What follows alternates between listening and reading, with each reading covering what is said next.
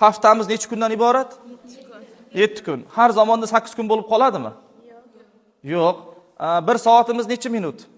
60 minut. Har zamonda 61 minut bo'lib qoladimi? Yo'q. Demak, vaqt bilan bog'liq hech narsa o'zgarmas ekan. Nima uchun 1 yilda 4 yilda bir kun qo'shilib qoladi? Demak, o'sha yilni tashkillashtiruvchi va soat, hafta, kun o'zgarmayapti-yu, 4 yilda bir marta kelganda yilda bir kun qo'shilib qolyapti. Sababi nima deb o'ylaysiz? 31lar bor deganimiz u har doim 31 bo'lib bo'lishi mumkin. Nima uchun 29-fevral 4 yilda bir hosil bo'lib qolyapti?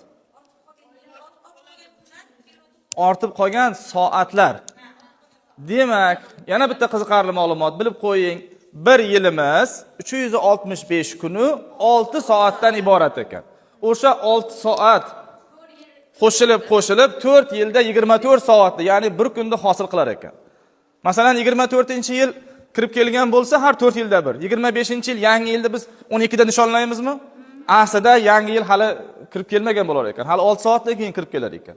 Lekin bizga noqulaylik tug'diradi, to'g'rimi? 6 soatdan keyin bayram nishonlasak, yangi kunni boshlasak, juda kunlar tun bilan kunning almashib ketishlari ro'y beradi. Shuning uchun yaxshisi nima qilamiz? 6 soatni biz olib qolamiz jamg'arma sifatida. Keyingi safar yana 6 soat, keyingi yil yana 6 soat. Natijada 4 yilda 6 soat qo'shilib 24 soat va bir kunda hosil qilar ekan.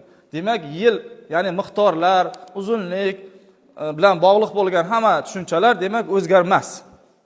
Bir yilimiz 365 kuni 6 soatdan iborat ekan.